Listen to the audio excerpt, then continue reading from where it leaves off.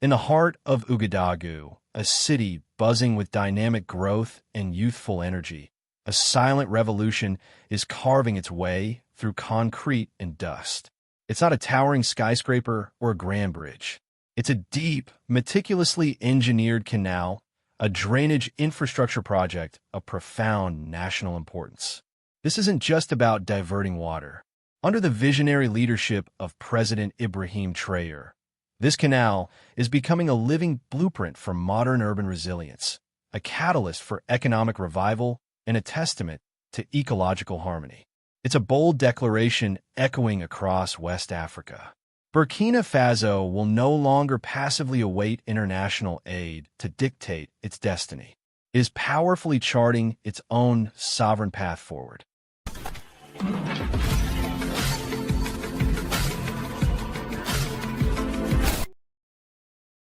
In a nation often underestimated by international media and sidelined in global development discourse, Burkina Faso is quietly undertaking one of its most ambitious and transformative infrastructure projects to date. At the heart of this renewal lies the Tanghin Drainage Canal project, an urban-scale water management initiative that is rapidly becoming a symbol of modernity, environmental sustainability, and visionary leadership under President Ibrahim Traore. The Tanghin Drainage Project is not merely about mitigating seasonal floods or directing storm water away from city streets.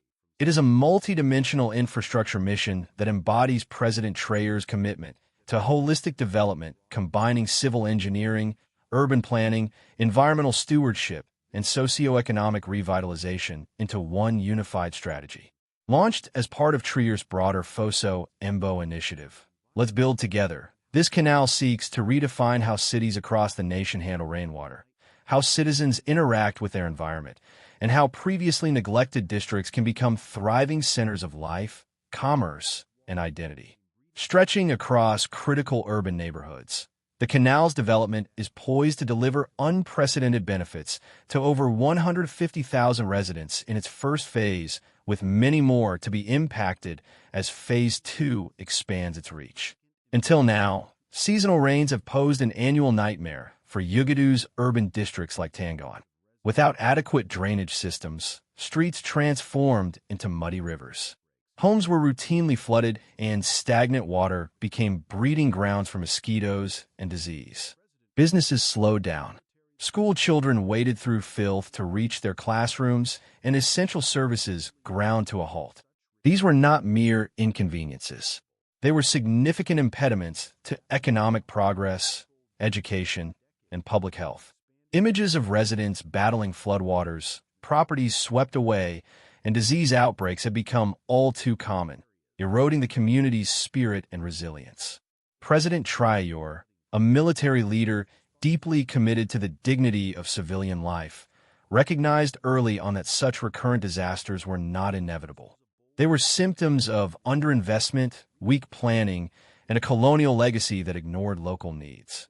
Ouagadougou, with its rapid and often uncontrolled growth over decades, expanded without a sustainable storm water management strategy. New settlements sprang up in low-lying areas or across natural drainage paths, exacerbating the flooding problem. His response was decisive to build a canal system that was not only functional but transformative. This was a bold decision demanding significant resources and a vision extending far beyond immediate fixes. Construction began with a focus on community engagement. Local engineers, artisans, and workers were mobilized, keeping with Traore's philosophy that Burkina Faso must build itself with its own hands. Young technicians were trained, unemployed youth were given jobs, and local businesses were integrated into supply chains for raw materials and logistical support. Unlike typical foreign-funded mega-projects, often laden with conditionalities and reliance on international consultants, this canal belongs to the people, and they're the ones building it. Unlike typical foreign-funded projects, Tanghin is built using local resources. Burkina Faso engineers, laborers, and youth are mobilized, trained, and empowered to take ownership of the project.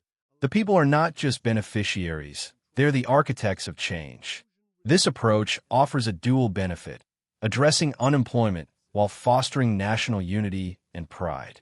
The canal is not merely a conduit for water. Its intelligent design allows for water storage, controlled release, erosion reduction, and flood regulation. Silt trap systems, tree-lined banks, pedestrian walkways, and community spaces transformed this engineering feat into a vital urban hub. Furthermore, ecological elements like green corridors, native tree planting, and natural filtration zones are integrated, making the Tanghin Canal a sustainable urban ecosystem. Beyond flood control, stormwater management also frees up land for public amenities, parks, housing, sports complexes, and markets.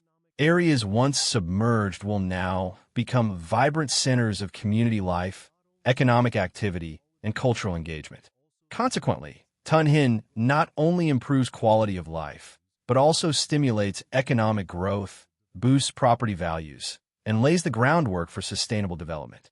As Phase 1 concludes, the government is preparing for Phase 2, doubling the canal's length and extending its reach to more flood-prone peripheral districts. New components include underground reservoirs for flood regulation, smart storm water sensors, and high-tech green corridors.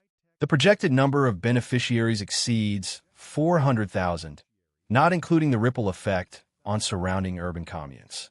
President Traore is integrating the project with a massive greenification campaign. Thousands of trees chosen for resilience and beauty will line the canal banks, lowering temperatures, improving air quality, providing shade, and stabilizing soil. Native grasses and shrubs will filter water, prevent erosion, and restore urban biodiversity. Tanghin is becoming a blueprint for green development in Africa, integrating hard infrastructure with the soft benefits of environment, culture, and community well-being. The project has garnered attention from African urbanists, environmental scholars, and development experts. What sets it apart is its local character. Funded with national resources, designed by Burkina Faso engineers, and built through the will and participation of the people.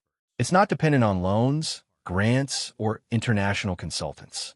It is an act of national self-determination, showcasing that with the right leadership and vision, even a country under economic and security pressure can produce world-class infrastructure. For decades, Burkina Faso citizens were told to wait for donors, for the IMF, for the World Bank. But this canal is a bold message. Burkina Faso will wait no more. It builds, it grows, and it dreams on its own terms. Beyond engineering and urban planning, the human impact is perhaps the most touching. From street vendors to families once living in flood zones, from children to elders, thousands of stories attest to fundamental changes in life. No more fear of floods, illness, or losing homes. Now there's confidence, hope, and stability. The Tanghin Canal is more than just an engineering feat. It's a symbol of restoration and dignity. As Phase 2 prepares to launch with deeper channels, greener banks, and smarter systems, the world would do well to watch, not as patrons, but as witnesses to an unfolding miracle. This is not just a drainage canal. This is not just civil engineering. This is not just Burkina Faso. This is a new way of building Africa from the roots with dignity, with purpose, and with power. It is a testament that sustainable development is not only about physical projects, but also about building resilience, self-determination, and belief in a nation's future. The Tanghin Canal will forever be a legacy, a reminder of humanity's extraordinary capabilities when empowered and guided by a clear vision.